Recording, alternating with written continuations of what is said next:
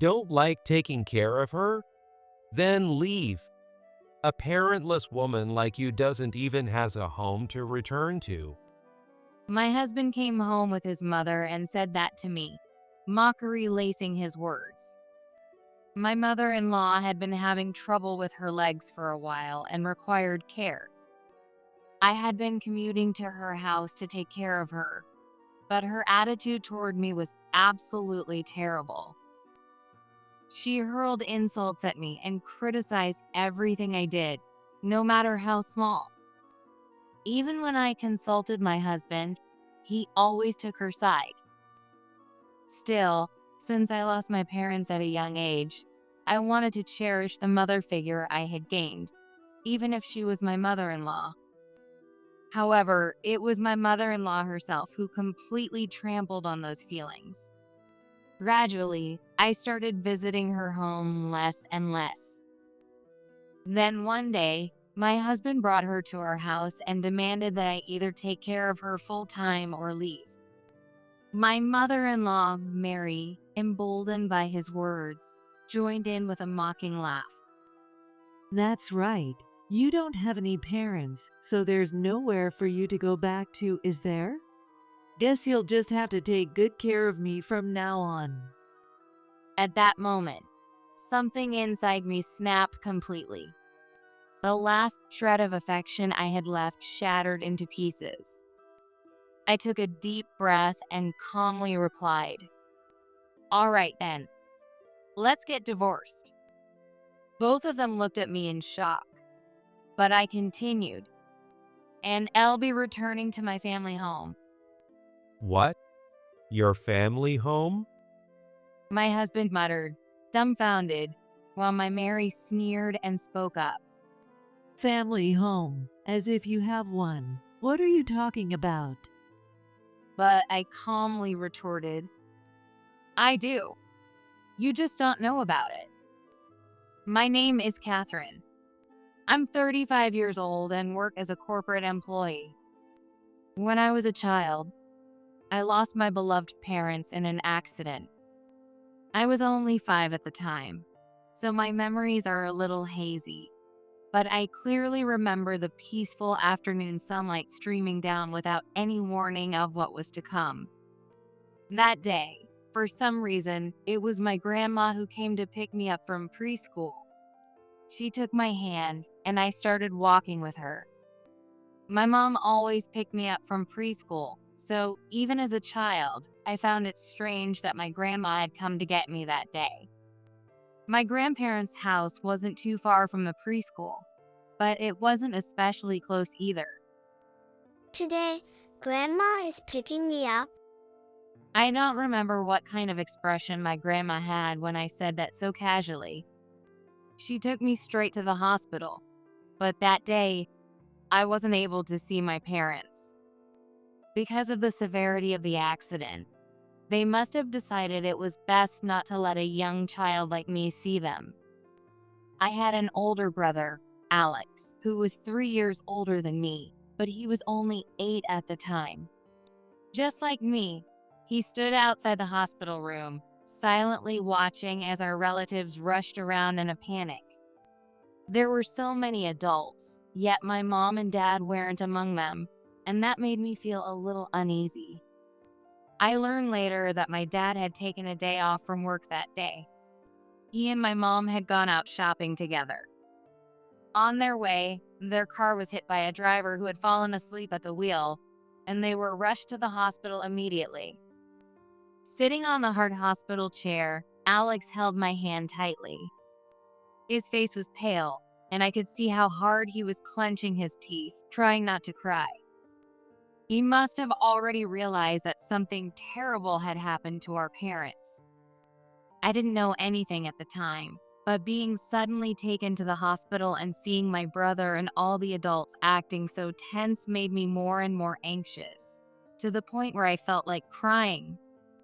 What's going on? Aren't we going home? I asked over and over, but Alex never answered. The only thing I clearly remember is how his hand, holding mine, was damp with sweat. After that, we were taken to our grandparents' house. It wasn't until a few days after we started living there that we were finally told the truth about our parents' deaths. Our grandpa sat Alex and me down in the old living room, took a deep breath, and spoke. I have to tell you something painful, but from now on, Grandma and I will always be here for you. I barely understood anything that followed. You won't be able to see your mom and dad anymore. The only words that stuck in my mind were, Alex didn't cry in front of everyone. Every time I looked like I was about to burst into tears, he squeezed my hand and kept repeating the same words. It's gonna be okay. But that night, after our grandparents had gone to bed, I heard him crying into his pillow in the bed next to mine, trying to stifle his sobs. My grandparents' house was an old European-style home. The hallway creaked with every step, and the room where my parents' photos were placed always carried the scent of candles. Everything about living there felt new, yet strangely unreal. Every morning, my grandma would brush my hair. She would fix the wrinkles in Alex's school uniform and repeatedly tell him, I'm going to raise you into a fine man. but she must have noticed that he was more concerned about me than himself. You're still a child. You need to worry about yourself first. She scolded him once, but Alex just shook his head and whispered. I'm gonna protect Catherine. From that day on, he wasn't only my brother, but also became my parent. Alex did everything he could to keep me from sinking into grief, just as he had promised. My grandparents were kind to me as well, but no one supported me and looked toward the future for me the way Alex did. Thanks to him and my grandparents, I was able to grow up without straying from the right path. After graduating high school, Alex carved his own path and started his own business. Watching him work hard, I learned the courage to face any hardship head-on, and my respect for him only grew stronger. When I graduated high school, Alex asked if I wanted to work at his company. I didn't hesitate to accept because I wanted to support him however I could. Since then, I've worked hard and have lived a busy yet fulfilling life. I never had much luck with relationships, but when I met Jack through our mutual friend, we hit it off immediately and quickly went from dating to marriage. It has now been 3 years since Jack and I got married, but we don't have children yet, so it's just the two of us living together. My work at Alex's company allows me to work from home without any issues. So I usually spend my days surrounded by my laptop and stacks of documents in my home office. Jack knows that I work from home doing administrative work, but he doesn't know that I work for Alex's company. He's so focused on his own job that he's never really shown much interest in what I do. Still, when we first got married, things were good between us. Back then, Jack wasn't as busy with work as he is now, so we had more time to spend together at home. However, as time went on, his workload increased, and he started leaving early in the morning and coming home late at night. That routine gradually created a quiet distance between us. And around that time, the things Jack started saying began to sting. Must be nice, huh? Just sitting at home on your computer and still getting paid. He said that one night as he walked in, completely exhausted. At first, I thought he was joking and laughed it off. But over time, it became a regular thing, and there was an unmistakable tone of disdain in his words. Man, working from home must be the easiest gig ever. Must be nice getting paid for what's basically playtime. I took pride in my work. I was involved in important projects and felt confident in the results I was achieving. But little by little, Jack's words started chipping away at that confidence. Don't call it playtime. I'm working hard from home. I couldn't hold back and finally spoke up. Jack scoffed and smirked. Oh, please. Like you're actually working hard. Bet you're just doing some mindless. Anyone can do a job. Hell, even calling it a job is probably a stretch. Every time I tried to argue, he would shut me down with an overwhelming barrage of words. Eventually, I just stopped fighting back. But that wasn't the only thing that was bothering me. There was also my mother-in-law, Mary. She lived alone in her house, just a 5-minute walk from ours. My father-in-law had passed away 5 years ago due to an illness. When I married Jack, I was actually excited to have a mother-in-law, even if she wasn't my biological mother. Since I lost my real mom when I was 5, I was genuinely happy to have a new family. But that hope was crushed almost immediately. From the very first time we met, Mary made it clear she despised me for stealing her beloved only son. Every time I saw her, I felt an unbearable heaviness in my heart. Lately, it seems Jack has been venting about me to her often, and whenever she visits, she never misses a chance to throw passive-aggressive jabs at me. Work from home, such a convenient little phrase, isn't it? It's basically just an extension of being a housewife, isn't it? Jack works so hard out there, and all you do is sit at home and take it easy. And on top of that, no kids. Seriously, what do you even do all day? Mary was a sharp-tongued woman, and since I never talked back, she took full advantage of it to hurt me with her blunt words. Her gaze always seemed to accuse me of failing my duties as a daughter-in-law and neglecting my role as a woman. She escalated further, starting to show up at our house uninvited when Jack was away for work, criticizing every little thing about how I handled the household chores. Having reached my limit, I finally spoke up. Mary, what you're doing is called harassment. Please stop. Looking back, I could have phrased it better, but at the time, I was under pressure with work deadlines and had little emotional bandwidth to spare. Since I had never talked back before, she looked dumbfounded for a moment, her face frozen in surprise. But she quickly turned red with anger and started yelling. What kind of attitude is that toward your mother-in-law, you insolent woman? She shouted, spitting as she spoke. Seeing Mary so agitated that it seemed like steam might come out of her head, I spoke to her. Mary, please calm down. Ouch! She suddenly cried out softly and clutched her right foot. What happened? Startled, I rushed over to her. She hadn't bumped her foot on anything and suddenly started complaining of pain. What could have happened? I'm fine. I tripped at home recently, and sometimes my foot hurts because of it. I'm not feeling well, so I'm leaving for today.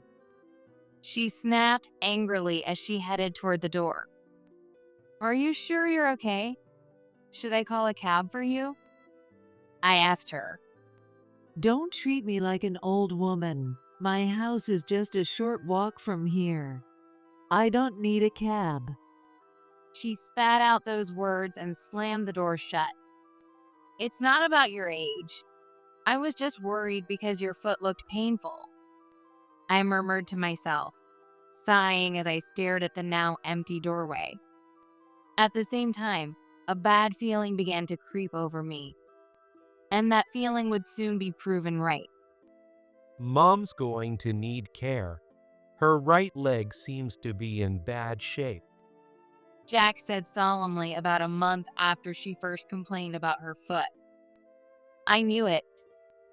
Somehow, I just had a feeling. According to Jack, her right leg had gradually lost mobility, and now she couldn't get around without crutches.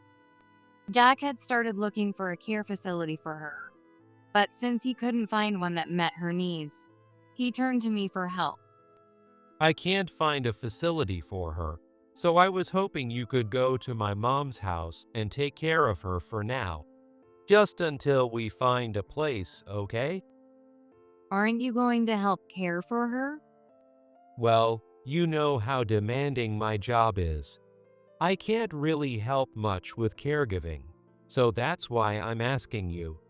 But I'll help out when I can. Given how much Mary had harassed me as a daughter-in-law, I had my doubts. But I decided to commit to helping out until they found a facility, visiting her home frequently to care for her. Maybe this would be an opportunity for her to soften her attitude toward me. I had been holding on to a faint hope. But it didn't take long for me to realize just how wrong I was. The moment I stepped into Mary's house, she refused to even look at me and coldly said, You're not my family, so don't come here. Her words left me speechless. She truly despised me. I felt a heaviness settle in my chest. Still, I thought maybe she was just emotionally unstable since she had only recently started needing care. Forcing myself to shake off the unease, I focused on taking care of her and cleaning the house. Surely, over time, she would soften. But instead, her hostility escalated with each passing day. Oh, you think I'm helpless and weak, don't you? She would yell at me while I cleaned, sometimes even throwing a remote control or a newspaper in my direction. I endured it, hoping things would change, but her attitude remained the same. My stress reached its limit, so I finally decided to talk to Jack about it. But what he said was beyond anything I had expected. Hey, don't stress mom out more than she already is. If she's acting that way toward you, maybe you're the problem. His words made my blood boil, and I snapped back. So you're saying this is my fault? I've adjusted my work schedule, made time, and have been taking care of your mother. And this is what I get in return. Jack looked startled for a second, but then he let out a mocking laugh. Oh, come on.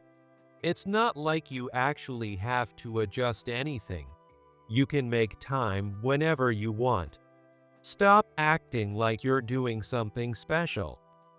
Then, as if that was the end of the conversation, he walked off into his room. Frustrated, I called out to him, facing his closed door. Hey, you said you'd help with her care. You told me, I'll do what I can. But you haven't done a damn thing, have you? You've just dumped everything on me. No matter how much I shouted, Jack never responded. I can't do this anymore. I muttered under my breath, knowing he wasn't listening anyway. Between Jack and his mother, I was completely drained. As time went on, I found myself avoiding Mary's house more and more. Every time I went, all I got were complaints and insults.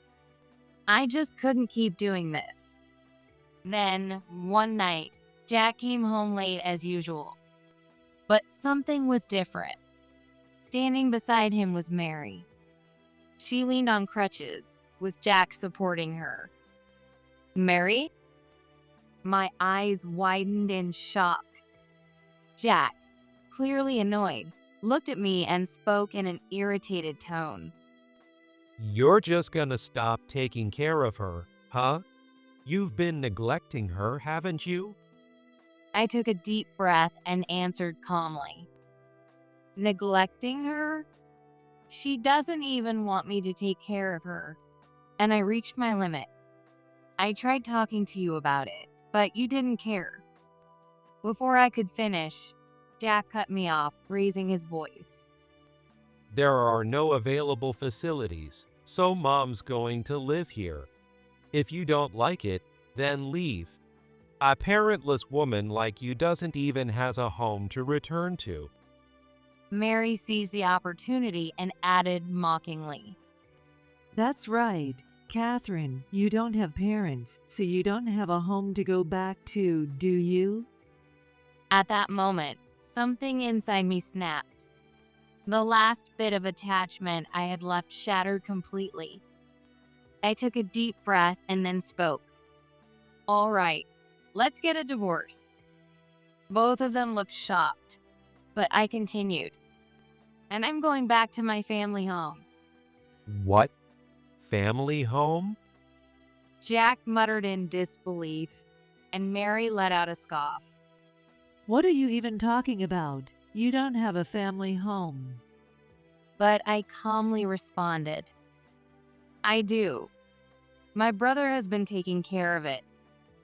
Jack's expression twisted for a moment, and Mary was at a loss for words. What do you mean?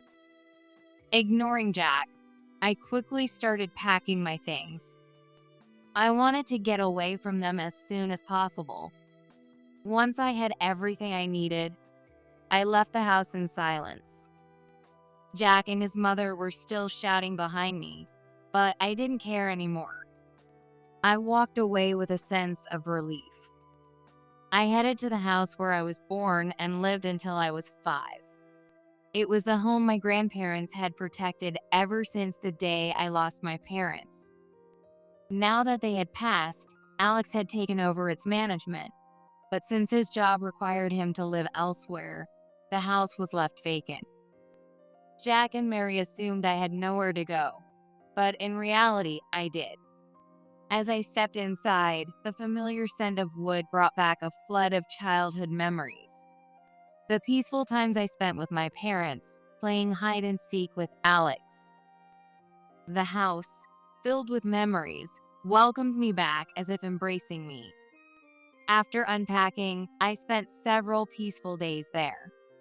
Then one day, Jack called. I had been ignoring his calls, but he was so persistent that I finally gave in and answered. Hello. Where the hell are you? Get back here now. His angry voice pierced through the phone the moment I picked up. Calm down. You don't need to yell. I can hear you just fine. I asked you where you are. You've been ignoring my calls. I already told you. I went back to my family home. I replied in an exasperated tone. Jack, now clearly frustrated, raised his voice even more.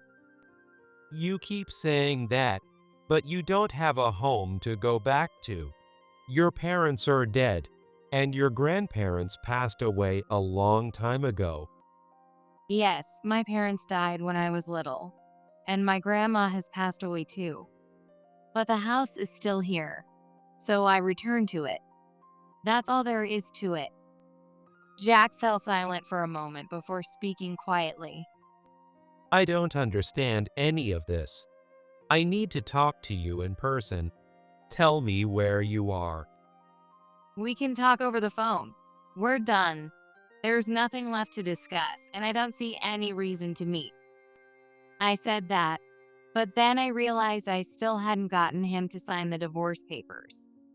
Sure, I could mail them, but it would be much more certain if I had him sign them in front of me and file them myself.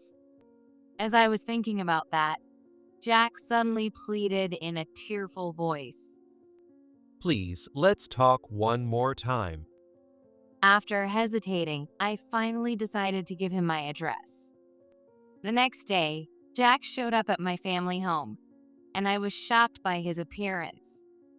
He looked completely exhausted, his face gaunt and his body frail.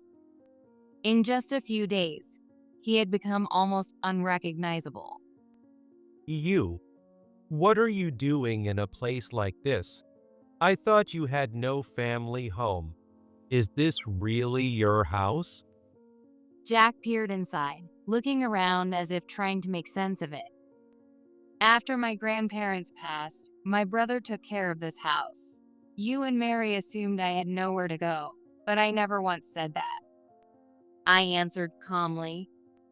Jack was at a loss for words for a moment, but then frustration took over his face. You were hiding this from me all along? I supported you because I thought you had no home, no family to rely on, and you just trampled all over my kindness. A cold feeling settled deep in my chest. Supported me? I asked quietly, then continued, my voice rising. You never supported me. You looked down on me. You convinced yourself I had no home or family and wanted to keep me beneath you. You mocked my job every chance you got, and now you dare say you were supporting me? Jack stood frozen, his mouth slightly open, unable to respond. Eventually, he let out a deep sigh and softened his tone.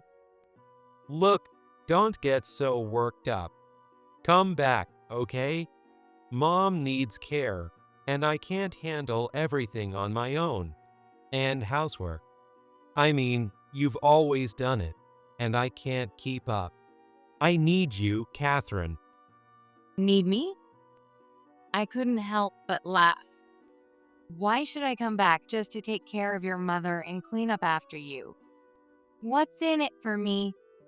I want nothing to do with either of you anymore. Then, I pulled out the divorce papers. I've already filled out my part. Please sign here. Jack looked at the document and exploded with rage. Are you kidding me? I worked hard for you. You left, and now both Mom and I are struggling because of it. Oh, and when I was living with you, how did you treat me? You belittled me, threw insults my way, and let Mary torment me without lifting a finger to stop her. You never cared. So, what's the point of saying this now? I spoke with finality. You. Just come back now. I will never agree to a divorce. You have a duty to take care of me and my mom. You should just do as I say. Jack's face turned bright red as he yelled. Did he really think that raising his voice and trying to intimidate me would make me obey? I let out a sigh and calmly responded, if you keep making a scene, I'll call the police. And if you refuse to sign the divorce papers, I'll have a lawyer handle everything. While I'm at it, maybe I should also have them file a claim for emotional distress, considering all the mistreatment I endured from you and Mary. There's no need to take things that far. The police? A lawyer? Are you serious? If you sign the papers right now, I won't ask for compensation. When I said that, Jack clenched his jaw, his face twisting in frustration as he glared at the divorce papers. Then, in a fit of anger, he messily scribbled his signature and shoved the papers at me. Here. This is what you wanted, right? Yes, I'll file it soon. I smiled as I said that, and Jack clicked his tongue in frustration before storming out, stomping noisily as he went. After watching him leave, I wasted no time heading to submit the divorce papers. Once they were officially accepted, I let out a deep sigh of relief. And just like that, Jack and I were no longer husband and wife. We were strangers again. That evening, Alex came by to check on me. I had explained the situation to him via email beforehand, but when I gave him the full story, he laughed and patted me on the shoulder. Good for you. You finally stood up for yourself. You're free now. Take this house and start living your life again. I nodded firmly at his words. From this point on, I would move forward, no longer bound by my past. It was a moment of absolute certainty. Life at my family home turned out to be far more peaceful and comfortable than I had imagined. When I lived with Jack, I did housework out of obligation to meet his and his mother's unreasonable demands. But now, I could do it freely without anyone watching or criticizing me. Standing in the kitchen with my favorite music playing, I felt as if I were in a different world. The fridge was packed with fresh vegetables and fruit Alex had sent, and cooking with them was a joy like no other. At night, I developed a habit of reading by the moonlight streaming through the large living room windows.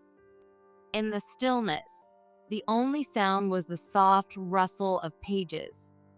I couldn't even remember the last time I had experienced such tranquil nights. As I embraced this life, the pain of my past began to feel like a distant memory. But that peace didn't last long. One day, Jack showed up at my family home again. My doorbell rang, and thinking it was a delivery, I opened the door only to find him standing there, looking even more haggard than before.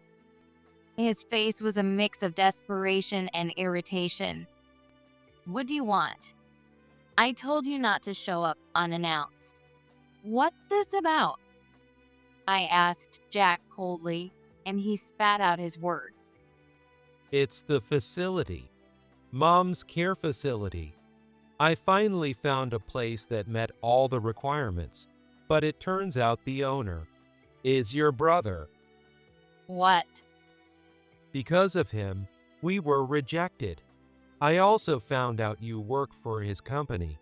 You never told me that. I was momentarily surprised, but quickly understood. Alex had started a caregiving business, and I worked there as an administrative staff member. Jack had never known, but now everything clicked.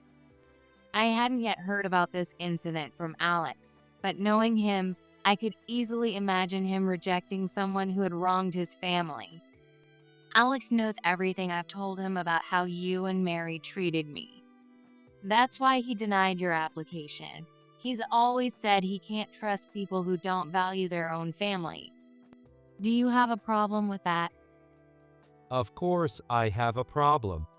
If Alex hadn't meddled, Mom could have been admitted. And then, because I was upset, I got a little physical with one of the staff, and they overreacted, restrained me, and humiliated me. And now they're even demanding a settlement payment. As Jack ranted in anger, I listened in disbelief. "So, you resorted to violence against the facility staff? That's just disgusting. I can't believe you'd stoop that low." It wasn't violence. I just grabbed their arm. They blew it way out of proportion. Grabbing someone's arm is violence. If the staff are connected to Alex, you should consider yourself lucky to only be dealing with a settlement. In most cases, this would involve the police. Do you even understand that? Jack turned red, unable to say anything in return. "What are you here for?" Let me talk to Alex. If I can't get Mom into a facility, I'm done for. I stared at Jack for a moment before responding coldly. "That's not happening.